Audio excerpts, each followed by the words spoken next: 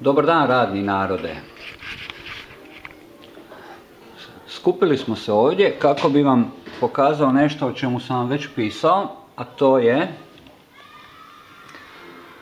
odnedavna nova mogućnost Android marketa, novog Android marketa za instaliranje Android aplikacija preko web sučelja na vaš Android telefon. Ovog puta ćemo iskoristiti Sony Ericsson Xperia X10 i Android market. Prvo što je potrebno učiniti je ulogirati se u svoj Google account na Android market. Koristite Google account isti koji ste postavili na telefonu kad ste se logirali. Ok? Sve jasno. Nakon logiranja bit ćete prijavljeni gore, My Market Account, My Account, Sign Out, bla bla bla. Prilično je jednostavno instalirati aplikacije ovim putem, a to ću vam pokazati. Idemo nešto instalirati. Idemo naći nekakvu hrvatsku aplikaciju. Evo upišem Croatia, malo utiše, samo sekundu, samo da završim video.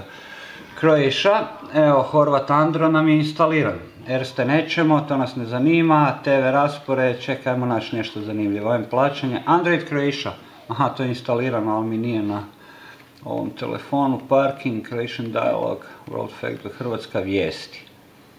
Hrvatska vijesti. Šta je to sad? Ajmo Hrvatska vijesti, ok. Nakon što ste se logirali i napravili sve što sam vam rekao, kliknete na tipku Install. Otvorit će se zaseban pop-up prozor koji će vam reći da skidate aplikaciju, koju aplikaciju i na koji uređaj da pošalje tu aplikaciju. E sad tu ima u drop-downu meni nekoliko uređaja s obzirom da stalno testiram nešto pa imam razne uređaje s kojima se prijavljujem. Moj Sony Ericsson X10 nije prepoznat zato što je custom ROM gore, ali to sad je manje bitno. I on se zove jednostavno T-Mobile Phone. Jednako kao da instalirate direktno na uređaju, dobit ćete obavijest što će koristiti aplikacija.